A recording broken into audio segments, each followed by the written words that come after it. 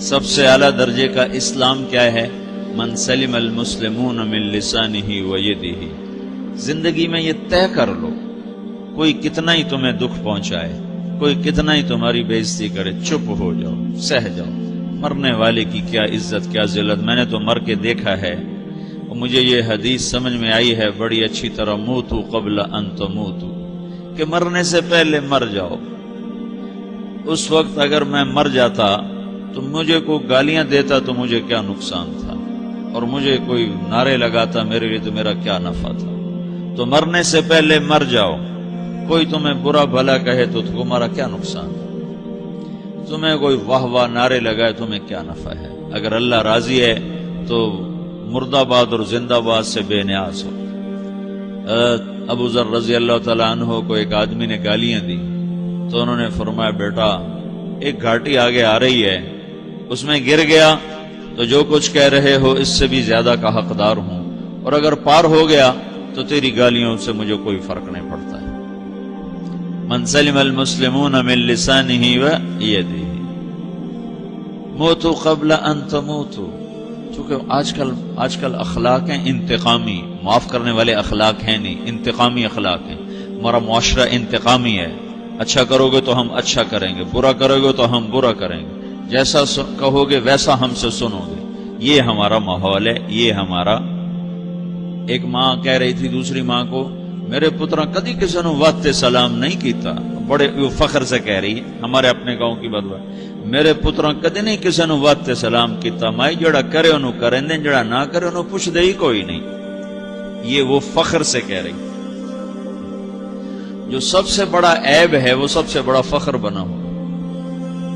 میرے پتروں کدی نہیں کسی نے واسطے سلام کیتا۔ جب ماں باپ نے یہ سبق دیا تو اولاد کا کیا قصور ہے؟ ہمارا معاشرہ انتقامی ہے، ایک کی 10 سنانے کا ماحول ہے، تو آپ 100 کی ایک بھی نہ سناؤ۔ احنف بن قیس رضی اللہ تعالیٰ عنہ پہ ایک آدمی نے چڑھائی کر کہنے لگا، ایک سناؤ گے نا تو 10 سنو گے میری طرف سے۔ تو احنف بن قیس کہنے لگے، بھائی تو مجھے 100 بھی سنائے گا نا تو میری طرف سے ایک بھی تو نہیں سنے گا۔ ایک آدمی ان کی بڑی بےزتی کر رہا تھا اور وہ چل رہے تھے اور وہ 100 گالیاں بک رہا ہے۔ جب آ گیا نا قریب شہر تو کہنے لگے، دیکھا میرا قبیلہ یہاں رہتا ہے، اگر کسی نے سن لیا نا تو تیری بڑی دھلائی کر دے گا، تو نے جو مجھے گالیاں دینی میں کھڑا ہوں یہیں تو دے لے، تو اپنا سارا زور پورا کر لے تاکہ آگے تجھے کوئی تکلیف نہ پہنچا دے میری وجہ سے۔ تو وہ پاؤں پہ گر کے معافی مانگنے لگا کہ واقعی تو بڑے حلم والا ہے۔ وہ مشہور تھے اپنے حلم میں، بردباری، اور لوگ ان کا امتحان لینے آیا کرتے تھے کہ بھئی کوئی ہے جو احنف کو غصہ دلا دے، تو لوگ ناکام ہو جاتے تھے، ان کو غصہ نہیں آتا۔ ایسے ایک عرب سردار گزرا معن بن زائدہ، وہ بھی اپنے حلم میں بڑے مشہور تھے۔ ایک دفعہ لوگوں میں شرط لگ گئی کہ کوئی ہے معن بن زائدہ کو غصہ دلائے تو ہم اس کو انعام دیں گے۔ تو ایک شاعر نے کہا، میں غصہ دلاتا ہوں، تم دیکھنا ایسے سیخ پا ہو جائے گا جیسے جانور۔ تو وہ چلا گیا اس کی مجلس میں، دربار لگا، عرب سردار تھا بہت بڑا، دربار لگا ہوا، تو کہتا السلام علیکم، وعلیکم السلام۔ تو معن بن زائدہ پر ایک دور بڑے فقر کا گزرا تھا، پھر اللہ نے اس کو بہت بڑی سرداری دی، بنو عباس کا بہت بڑا یہ وزیر گورنر تھا۔ تو کہتا اتذکر اذ لحافک جلد شاطر واذ نعلاک من جلد البعیر، کہوں بھائی تو یہ یاد ہے جب تیرا بستر بکری کی کھال تھا اور تیرے جوتے اونٹ کی کھال کے تھے؟ تو کہنے لگا کیوں نہیں یاد، بھلا کوئی ماضی بھی بھولتا ہے؟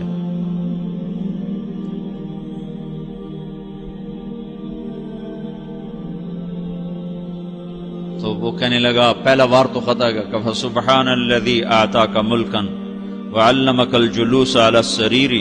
تو پھر ساری تعریفیں تو اللہ کی ہیں جس نے تیرے جیسے کو تخت پہ بٹھا دیا۔ کہاں بھئی ساری تعریفیں اللہ کی ہیں، میری تو کوئی اوقات نہیں۔ تو کہنے لگا، سأرحل عن دیار انت فیہا وان جار الزمان علی الفقیر، جہاں تیرے جیسا حکمران ہو وہاں مجھے رہنا گوارا ہی نہیں ہے، میں یہاں سے چھوڑ کے نکل جاؤں گا چاہے کتنی تکلیف اٹھاؤں۔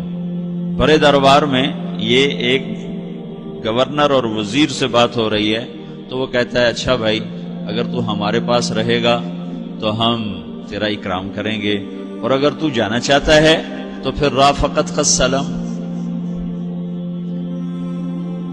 تو وہ یہ بار بھی خالی گیا تو پھر کہنے لگا فجد لی یبن ناقصۃ بمال،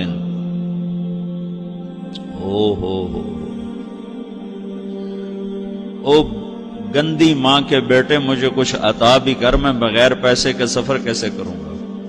عرب کو کسی کو بھی ماں کی گالی دے دینا اور پھر عرب سردار ہو. فجد لی یبن ناقصۃ بمال، بری ماں کے بیٹے مجھے کچھ پیسے بھی دے، میں نے جانا ہے. میں کہا بھائی اس کو 3000 دے دیا جائے. اللہ تو کہنے لگا قلیل ما آتیتنی و انی لأطمع منک فی الکثیر، یہ تو بہت تھوڑا تو نے دیا ہے، مجھے اور دے. کہا اچھا بھائی 3000 اور دے دو. تو وہ شاعر کی بھی آنکھیں پھٹ گئیں. کہنے لگا اب ٹھہر جا ٹھہر جا، اب میں تیری اصل تجھے بتاتا ہوں. سألت اللہ ان یبقیک ذخرا فما لک فی البریۃ من نذیر، میں اللہ سے دعا کرتا ہوں اللہ تیرے جیسوں کو سلامت رکھے، تیرے جیسا دنیا میں کسی ماں نے جنا ہی کوئی نہیں. فمنک الجود والافضال حقا وفضل یدیک کالبحر الغزیر، تو ہی سخی ہے، تو ہی کریم ہے، اور سمندر بھی تیری سخاوت کے آگے کچھ نہیں ہے. تو نے کہا اچھا بھائی تو نے ہماری برائی کی، ہم نے تمہیں 6000 دیے، اب تو نے ہماری تعریف کی، اب 10,000 اور دے دو اس کو. باتیں ہی رہ گئیں، باتیں ہی رہ گئیں. کہاں سے لائیں ایسے لوگ؟ ہمارا معاشرہ انتقامی ہے، بدلہ لینے کا ہے، بدلہ لینے کا. تو میرے ساتھ کیا میں نے بھی کرنا ہے. اعلیٰ درجے کا اسلام یہ سکھا رہا نہیں چپ ہو جاؤ، سلام مت بن جاؤ، سلامتی بن جاؤ، سلامتی کی علامت بن جاؤ. من سلم المسلمون من لسانہ ویدہ. اب وہ سوال کرتا ہے یا رسول اللہ ای الایمان افضل، سب سے اعلیٰ درجے کا ایمان کیا ہے؟ اسلام کیا ہے؟ کلمہ، نماز، روزہ، حج، زکات. اعلیٰ درجے کا اسلام کیا ہے؟ من سلم المسلمون من لسانہ و یدہ. یہ اخلاق کا ادنا درجہ ہے، ادنا درجہ ہے. ادنا درجے پر پہنچ کر آپ اسلام میں اعلیٰ درجے پر آ سکتے ہیں. وہ سوال کرتا ہے ایمان کیا ہے؟ تو آپ نے کہا اللہ پر، فرشتوں پر، کتابوں پر، رسولوں پر، موت کے بعد کی زندگی پر، تقدیر پر. اب ایک اور سائل سوال کرتا ہے ای الایمان افضل، سب سے اعلیٰ درجے کا ایمان کیا ہے؟ تو آپ نے فرمایا حسن الاخلاق، اچھے اخلاق سب سے اعلیٰ درجے کا ایمان ہے. جو آدمی اسلام میں، جو آدمی اخلاق میں، جو مرد عورت اخلاق میں ادنا درجے پر ہوتا ہے وہ اسلام میں اعلیٰ درجے پر پہنچتا ہے. اب اگر وہ اخلاق میں اعلیٰ درجے پر آ جائے تو اب یہ کہاں پہنچے گا؟ اب یہ کہاں پہنچے گا؟